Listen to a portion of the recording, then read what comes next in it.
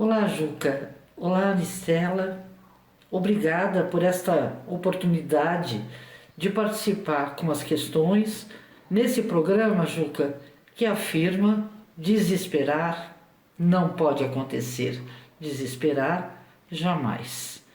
Ainda que, Anistela, a situação das escolas públicas do Estado de São Paulo seja de grande preocupação para todos nós da educação, especialmente porque, não só na pandemia, mas desde há muito tempo, aos professores estaduais foi retirada a condição de serem sujeitos da escola, sujeitos do projeto político-pedagógico, sujeitos efetivamente criadores, junto numa relação democrática com estudantes e comunidade do projeto político-pedagógico.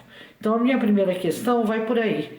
Como você, Anistela, vê a forma, a maneira de assegurarmos aos docentes das escolas públicas a mesma condição que temos, você e eu, na Universidade de São Paulo, aquela chamada autonomia de cátedra, a condição de construirmos com os colegas um projeto, um currículo, uma proposta escolar. Esta é a primeira questão. A segunda, como você vem da área da saúde, eu queria te perguntar: como você vê para a qualidade da escola pública, mas também das políticas públicas, a intersetorialidade entre a educação, a saúde e a assistência social? Especialmente, Anistela, considerando que é no território, no pedaço, no chão de cada escola que se fará a transformação. É lá. Senão, se a gente não transformar os territórios aonde a comunidade vive e aonde a gente quer viver, um Brasil mais justo, como é que a gente faz isso integrando estas três políticas? São essas as minhas questões. Puxa, Juca, que alegria!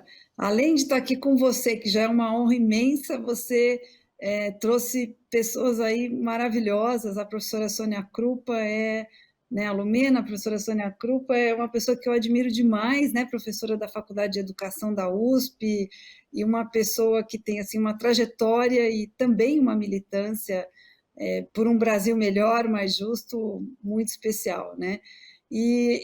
Ela tem toda a razão nisso que ela coloca e nessa importância do protagonismo, de um lado, do professor e da autonomia de cátedra, e de outro, dos próprios estudantes, né? A gente vem trabalhando muito esse aspecto das metodologias ativas, de você autonomizar o estudante, você acreditar no potencial do estudante, que quando a gente faz isso, os resultados são maravilhosos, a gente sempre se surpreende para melhor, né? Sempre acontece essa. E nós estamos vivendo uma realidade mundial que foi muito crítica durante a pandemia, né? Porque nós tivemos um apagão e uma interrupção das atividades e aulas presenciais no mundo todo, né? O problema no Brasil é que isso não veio acompanhado de um planejamento para enfrentar a realidade que a gente tinha, principalmente a realidade na escola pública, né? E dos estudantes que não estão ainda suficientemente incluídos digitalmente, né? Então, se planejou a transição remota, mas não se pensou na realidade desses estudantes e dos próprios professores, né? Porque aí tem esse aspecto da interação. Então, tem de um lado a literacia digital, mas tem do outro toda a questão de infraestrutura que não foi planejada e estabelecida para isso, né? Então, o que a gente está observando agora é um atraso muito grande, né, que está precisando ser combatido e que a variação nas escolas e nos municípios varia de acordo com o compromisso que o gestor demonstra, o quanto ele prioriza a educação ou não prioriza, e o quanto na escola também se consegue trabalhar.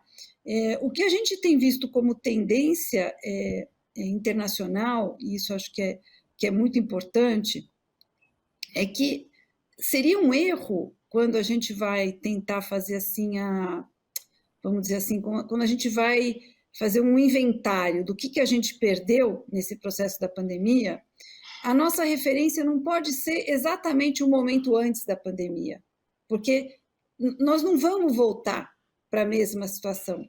Nós tivemos um processo de mudança e ruptura muito grande, né? O que a gente chama de uma mudança disruptiva, uma aceleração do tempo muito grande em relação à forma de processar as coisas, de viver, e que precisa e demanda de nós e das crianças e dos professores novos aprendizados e novas formas, né?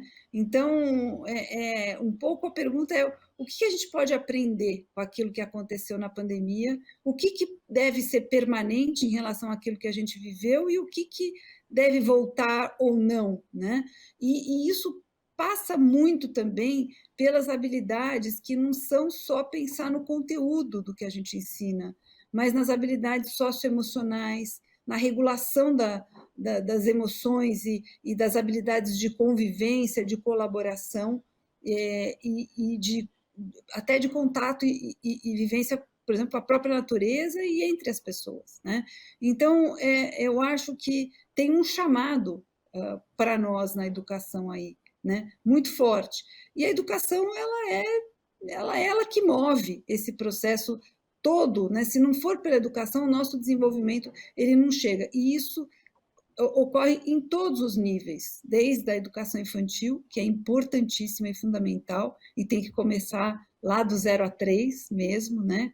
Como foi feito no Ministério da Educação, na época do presidente Lula, do Fernando, do Haddad, e que tem que, enfim, até continuar pela vida adulta, sempre. A gente tem que estar aprendendo, ainda mais na sociedade do conhecimento, a gente tem que estar preparado para aprender a aprender e regular o nosso próprio aprendizado ao longo da vida toda.